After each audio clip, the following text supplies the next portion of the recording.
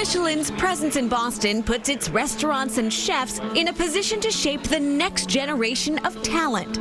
Going to New York as a 21-year-old, it's difficult because you find your own apartment. The pay is not that great in the beginning. Boston, on the other hand, is a little more affordable. It's even closer. So if they still live in Providence, take the train or they can drive there. Rizwan Ahmed is an associate professor of culinary arts at Johnson & Wales University in Rhode Island. After graduating from Le Cordon Bleu, he spent 5 years working in Michelin star kitchens in London.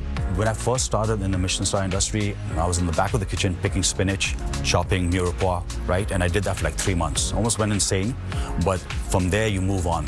That he did, working alongside some of the best chefs in the world.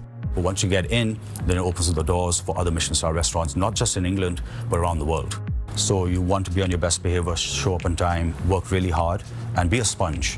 Absorb as much as you can from one chef and take it to the next chef. Ahmed moved to the United States to start a family and open his own restaurant, Hourglass Brasserie in Bristol, Rhode Island. Had that for 8 years. Loved every minute of it, but obviously the long hours. And to have a family and run a business, you have to pick and choose.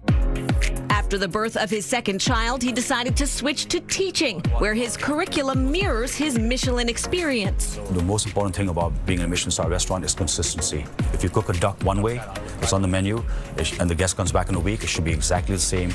Students in the bachelor's program learn how to work in casual, corporate, and fine dining restaurants, sharpening the skills needed from the front to the back of the house. It's organization, number one. It's a passion for your craft and cleanliness. If I see a dirty floor, I stop the whole class. I'm like, clean the floor. I want to eat off this floor.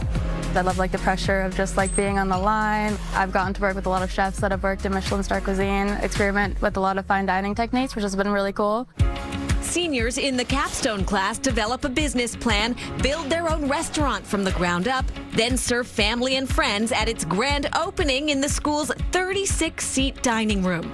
Looking back, I can see all of the places that I've grown within myself and confidence in the kitchen.